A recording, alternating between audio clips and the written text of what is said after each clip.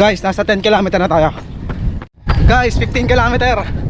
16 km easy run, average pace 5 minutes and 54 minutes. Oras 1 hour and 34 minutes. Gamit itong Anta PG7. Disclosure, itong sapatos na ito ay pinadala sa akin ng authorized sellers ng Anta para gawa ng review. Pero hindi ako binabayaran para gamitin o gawan ito ng review. At lahat ng sasabihin ko dito ay walang ibang nakapakinig o nakakita nitong video bago ito i-upload dito sa YouTube. Bakit ba lagi ako nagbibigay ng disclosure sa bawat review ko? Dahil sa kahit pinadala ito sa akin ng free, makakaasa kayo ng honest review based sa experience ko. So, pag-usapan na natin itong sapatos na ito. So, yung upper material nito ay soft, stretchable, and breathable kasi marami siyang holes. Tingnan nyo guys.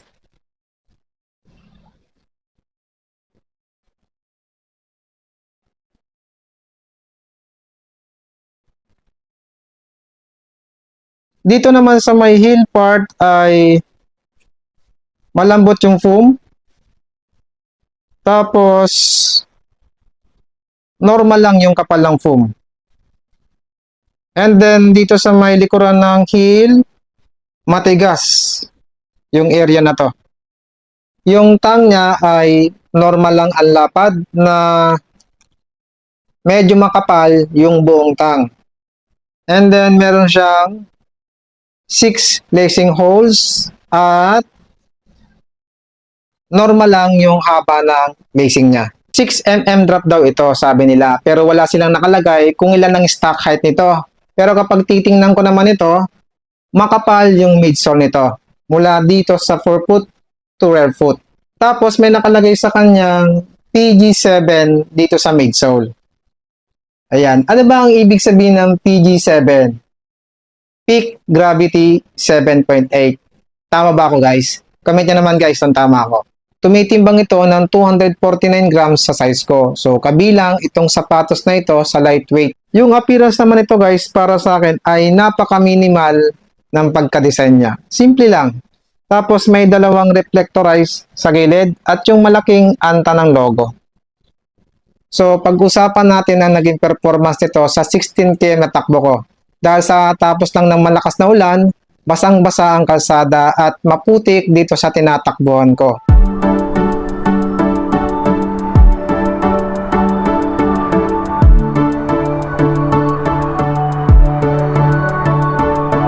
So pagkakataon yon para masubukan ko yung rubber outsole nito. Maayos yung grip niya sa kalsada.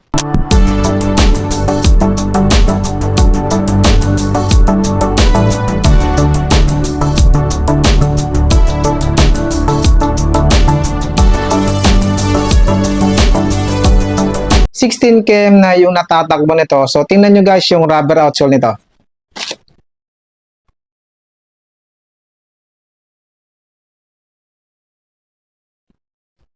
So, para sa akin, hindi madaling mapudpod yung rubber outsole nito.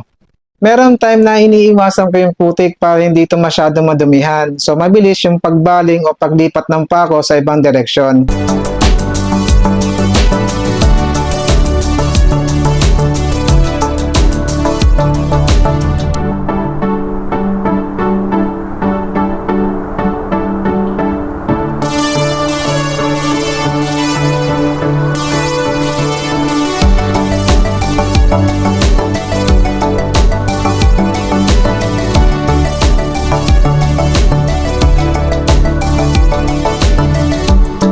Hindi nawala yung pagiging stable ng sapatos na ito.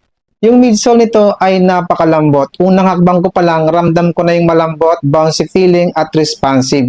Mabagal man,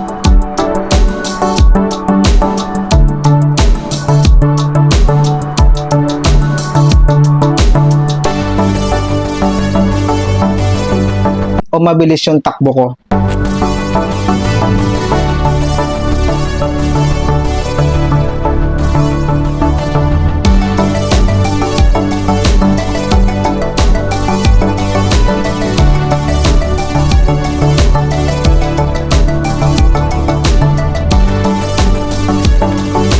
At sa 16 km run ko na yan, hindi ako nakaramdam na dumada pa yung midsole nito.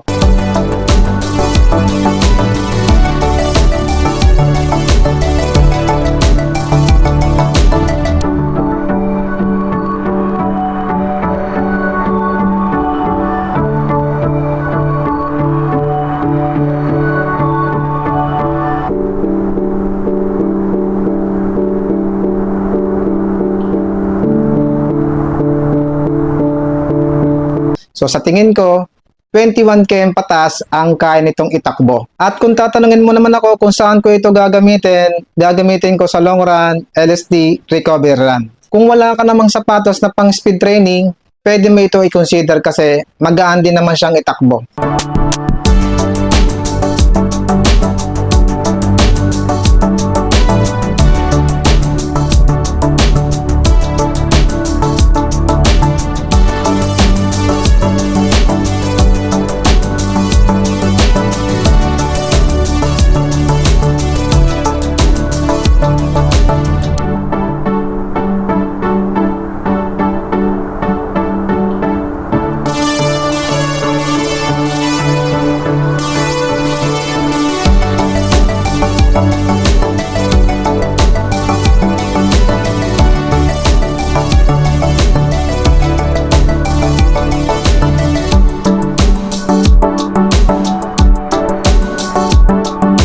Pag-usapan naman natin guys yung toe box nito.